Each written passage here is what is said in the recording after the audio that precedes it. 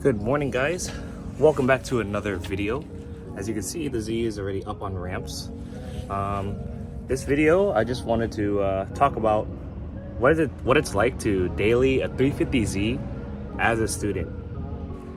Like yesterday, I was thinking about it. Like I have to do an oil change every 3,000 miles, or as personally how I do it, and it got me thinking. I'm like, damn, that is so often. And that shit is kind of eating away at my pockets, like I'm not gonna lie. So I just wanna make this video to kind of tell you guys and show you guys what it's like and things to consider if you want a 350Z. Yeah, right now we're just doing a quick oil change right here.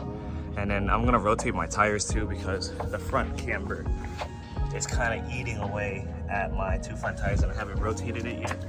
So we're gonna rotate these to the back, move the backs up to the front because I do run a squared setup, which makes my life easier.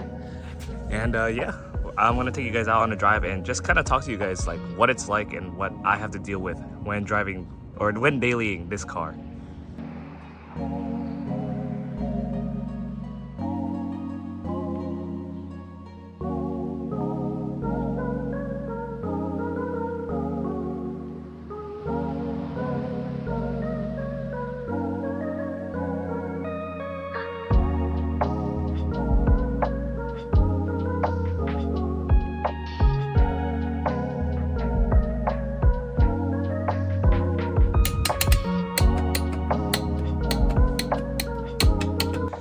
Just like that, finished with our oil change, torqued down all the lugs on the wheels. Now I'm just gonna go put the car on a surface level, check the oil level, top off if I need to, and then let's go on our drive and just yap away. Just dropped off all the old oil. Look at her sitting there. Damn, she looks really good. Make sure to be responsible human beings, guys, and recycle your oil at your auto parts store or wherever it takes it. Don't be dumping that shit into the environment. Just be responsible, and it's not that bad. Just go over there and drop it off. It's quick, easy. Oh my god. So we're gonna go head to the car wash because I like the car wash and I'm there all the time.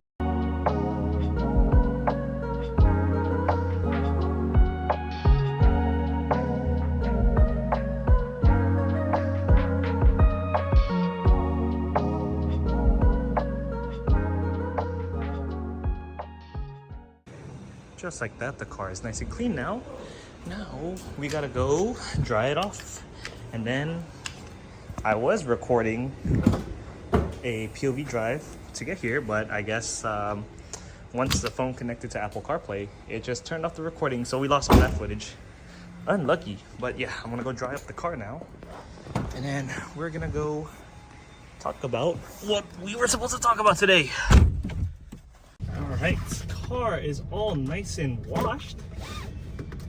Now let's do a take like 4 of me talking to you guys about what you should take into consideration if you want to drive or daily drive a 350Z. Damn, I can't see shit out of here. So basically the first thing you want to consider is the price of maintenance and just driving the car in general, like gas, maintenance, parts that will break. If you are lucky like me and you own an HR and not a DE or rev up, yes, I'm calling the shots right now. DE and the DE rev up, inferior to HR. I'm saying it. Hate me all you want, but if you can't get an HR, guys, if you drive a HR like me, maintenance wise, this thing is not that much, to be honest. The only thing you're gonna have to do is, the basic stuff, oil changes, tire rotation, simple stuff like that. If you have a DE or a rev up, they are known to be a little more problematic. Some will be a little more problematic than others. Rev up boys. But rev ups are known to burning a lot of oil, which can really add up, to be honest. I've seen some other content creators out there talking about how much oil their rev up burns, and that to me is horrific. It's horrifying. I don't want to deal with that. So take that into consideration. If you want to buy a 350Z and daily it, if you get a rev up and you're unlucky, I wouldn't say all rev ups NDEs, you know, they burn oil, but you know, a lot of them are known to do. That's why everyone talks about it in the community. Just be ready to have a quart of oil always in your car. And I feel like every you know, just check every time you go and fill up gas to check your oil levels. Make sure they're all topped off and everything, so that your motor doesn't blow up. Speaking about getting gas too, gas is another thing that you want to take into consideration while driving. Well, if you want to daily drive the 350Z. If you're like me and you live in California, gas is kind of fucking expensive. I live in the Bay Area, and gas is about, I would say, like $5 right now. It has been going down, God bless, but sometimes gas can be ridiculously expensive. I've seen in SoCal, I've drove up to Sacramento really recently, $7 gas does fucking exist out there. I've had to fill up with $7 gas, and that hurt my pockets a lot. And, you know, you're driving a two-door sports car at the end of the day.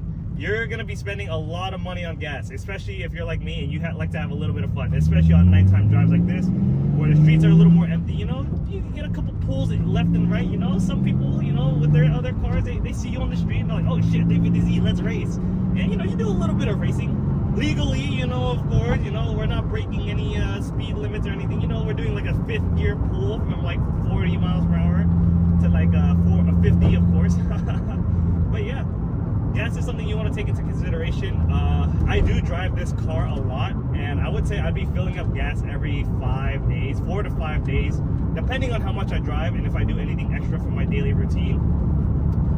Speaking about it, let's look right now. Right now I get 18.3 mpgs. That's really surprising considering how sometimes I'd be driving this car like a fucking hooligan. But yeah, for $5 gas each, yeah, I got gas pretty recently and I'm already at a half tank. I'll put that clip in and show you guys basically how much gas costs for me. Holy, it just keeps on going. 12 gallons. Final price. My favorite part of going home right here. AC off. You know, we're gonna roll the windows down, do a little pull for you guys. Make sure no cops are around.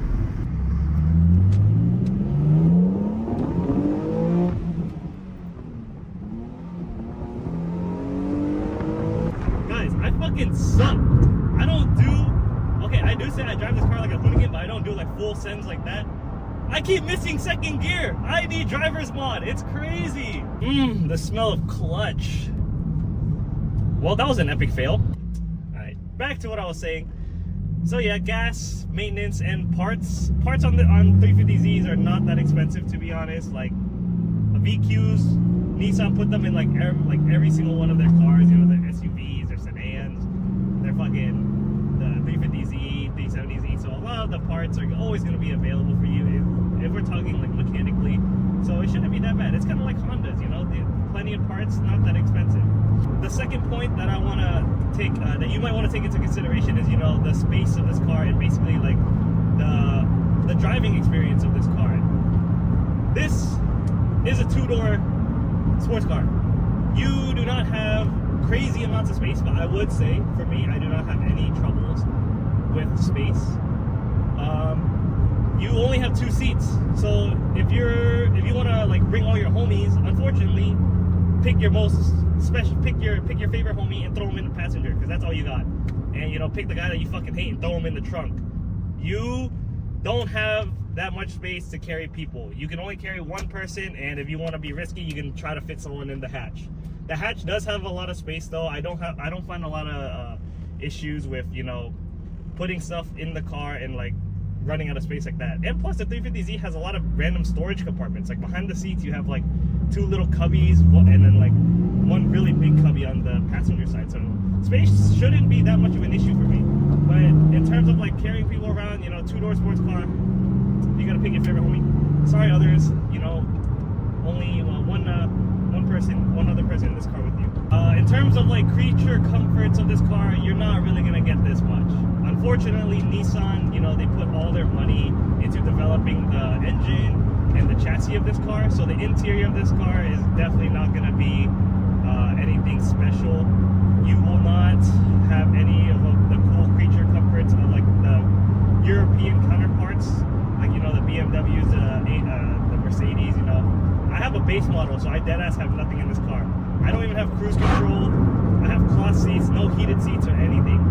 But at the end of the day, I didn't buy this car for any of that. I bought this car because first, I like how it looks, of course, and for the driving experience. The driving experience of this car, I feel like, is very raw, and it's kind of like last of its kind in terms of like Japanese muscle cars.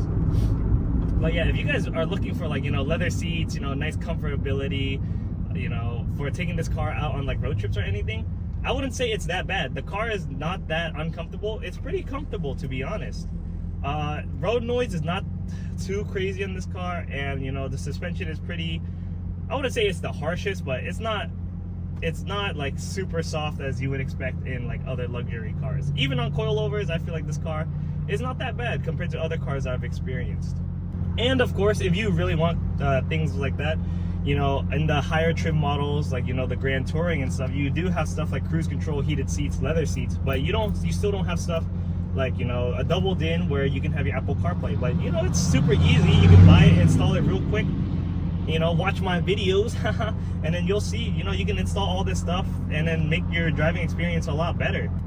But basically, guys, wrapping it up, if you're a student and you have the extra funds and you want a fun sports car, the 350Z is honestly a great purchase.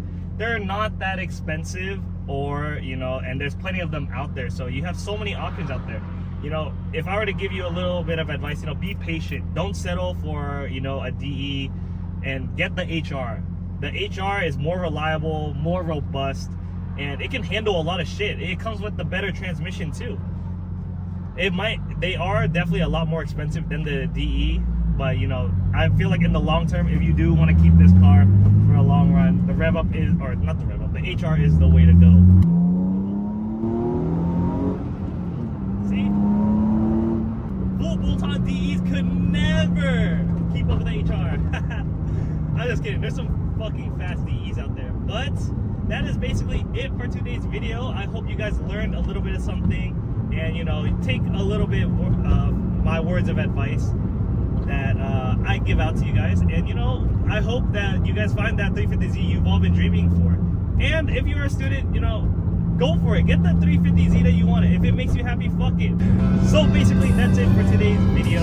It's just basically me rambling on.